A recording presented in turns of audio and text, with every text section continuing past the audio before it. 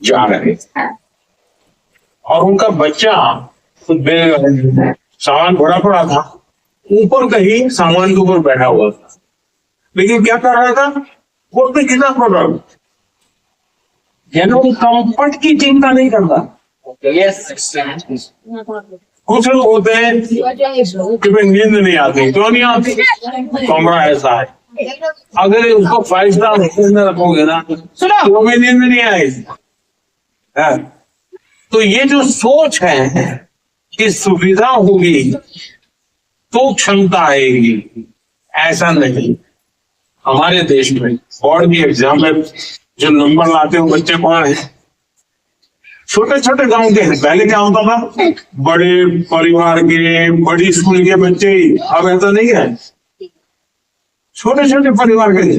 अब वहां तो कोई कंफर्ट नहीं है। देखिए अभी मैं ब्लाइंड क्रिकेट टीम से बच्चियों को मिला और वो जीत करके आए थे। जब मैंने उनको सुना तो अपने आप में आंसू आ गया। ऐसे बातें, खौड़ नहीं है और ब्लाइंड है, इतना सीखा, दिव्यांग होने के बावजूद भी वो यहाँ तक पहुंची। तो उसको कहाँ पैदा हुई, कहाँ रहती थी, उसमें मैटर नहीं करता था।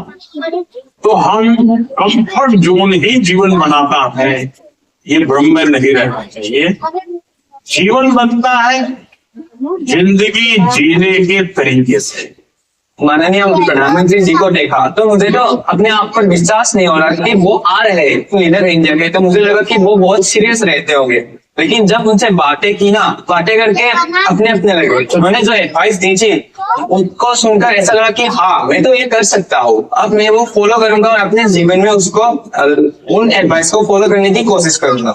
वणक्कम सर। वेलकम सर, मेरा नाम निखिल है सर, मैं लैंड ऑफ टेम्पल्स तमिलनाडु से आया हूँ सर। तो एग्जाम्स के वक्त कभी कभी हमारे घर में गेस्ट आते हैं सर, और वो हमारे प्रिपरेशन के बारे में पूछते हैं। कुछ चीजें हम अपने माइंड से निकाल के रख देते हैं, भूलना चाहते हैं, उसी के बारे में वापस पूछते हैं और उसके बारे में याद दिला देते हैं सर।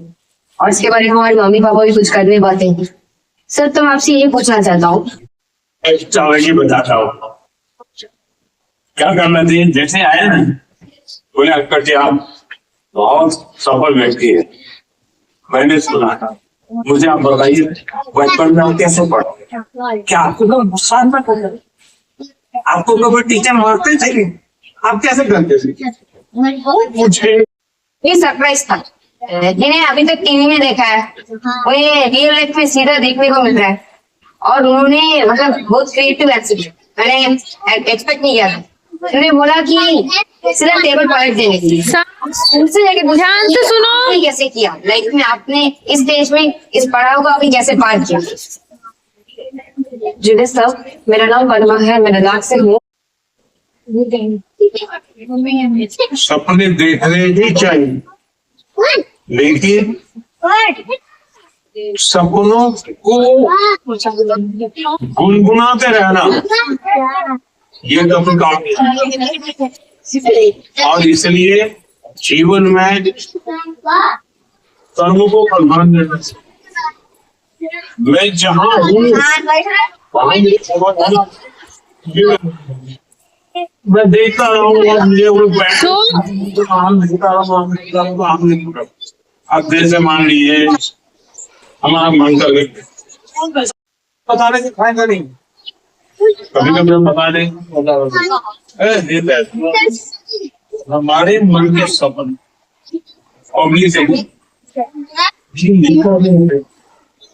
बहुत नर्वस थे